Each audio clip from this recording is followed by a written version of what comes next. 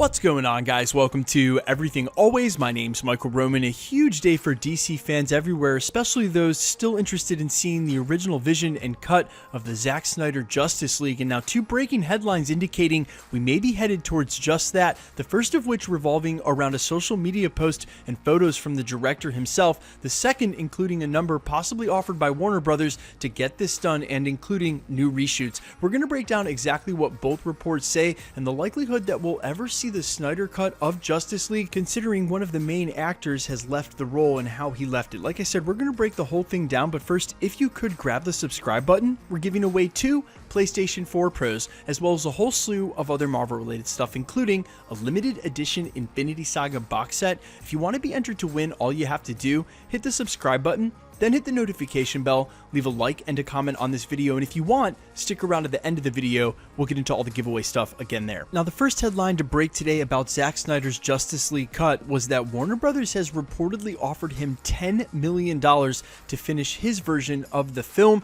This coming from the same sources that originally broke that Green Lantern would be headed to HBO Max and that Kevin Conroy would indeed be the Kingdom Come Batman on Crisis on Infinite Earths, and that originally Snyder was looking for somewhere between $25 to $30 million to finish the film, as he needs a lot of effects work, and that's just something that the studio is not willing to shell out, especially for a movie that's already almost 3 years old and lost money in the first place. Now, the article goes on to say that if they are able to reach an agreement and or if a Snyder Cut ever comes to fruition, that it'll be released as an HBO Max exclusive, and they also make sure to point out how business savvy that would be, as you would have millions of people signing up for HBO Max just to watch the Snyder Cut, and even though they may all unsubscribe sometime after that, the original boost in subscriptions for the brand new streaming service would look amazing, especially to shareholders and on behalf of the company. Now, while industry insider sources and headlines get it wrong all the time, especially when it comes to negotiations behind closed doors, as these news cycles are working out of sync with the negotiations and sometimes working against them, and we saw this play out between Sony and Disney in their most recent renegotiations for the Spider-Man contract, really meaning that these industry insider reports and headlines sometimes can be dismissed as hearsay and rumors until we get that official announcement from WB, considering negotiations are just that.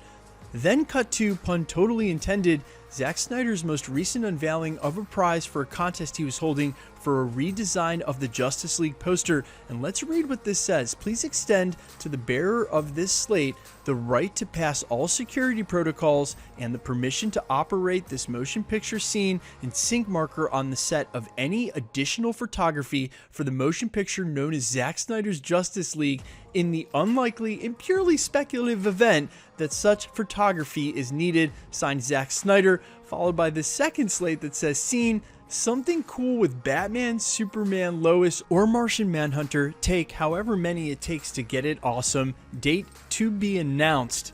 Now listen, there is synchronicity here, and maybe these were just made by Zack Snyder to be a prize in just that, but the language in that first slate is almost so tongue-in-cheek that you have to wonder what he's up to, especially considering this gets released within 24 hours of a report that WB and him have entered negotiations to finish the Snyder Cut. And of course, it's been more than public, the cult following and the want to release that, with many celebrities, including some of the actors from that film, and the very, very famous interview now of Jason Momoa, the only person who's confirmed that this Zack Snyder Cut has existed and that he's seen it, unfinished as it may be. A lot of people have jumped on board for getting it released, and again, as it would seemingly make no sense for Warner Brothers to put any amount of money into a Snyder Justice League cut. It was released almost 3 full years ago. It bombed at the box office, and one of your main actors in Ben Affleck just came out publicly within the last couple of weeks and said that the Batman role put him in one of the worst places of his entire life. How would you even attempt to get this done, or even approach Affleck in the first place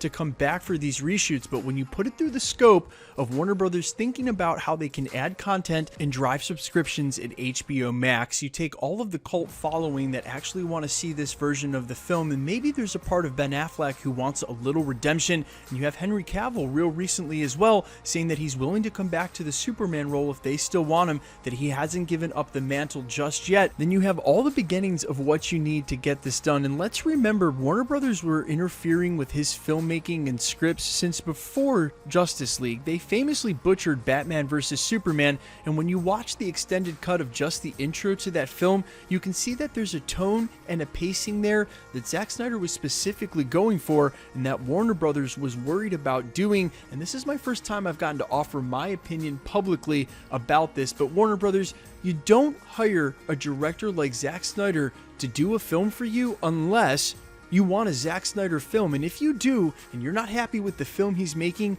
you don't interfere and try to curtail it. Look, we all saw Man of Steel. You got Pa Kent telling Superman to let people die, and Superman killing Zod in the third act. You guys knew exactly what kind of film you were getting, and even though you may not have liked it, if you hadn't have interfered with Superman versus Batman, and definitely with Justice League, you would have gotten a mature tone film. It may not have been the film you wanted, but it would have been a film that was cohesive. Instead, Warner Brothers did what movie studios most often do, and what Marvel has been getting right since the beginning, and made sure to hire directors and had an idea and a vision they could all work in lockstep. And of course, look, it's not even fair to come close to comparing these two studios when you think about how much Marvel cares intrinsically about their product, and then Warner Brothers, who very publicly, and if you haven't heard this yet, it won't surprise you, had to make sure Justice League was put out by a certain date on the calendar to get all of their year-end bonuses, and didn't care what Henry Cavill's face looked like. That's why they released it looking like that, when most people with about 10 minutes and some very remedial deepfake software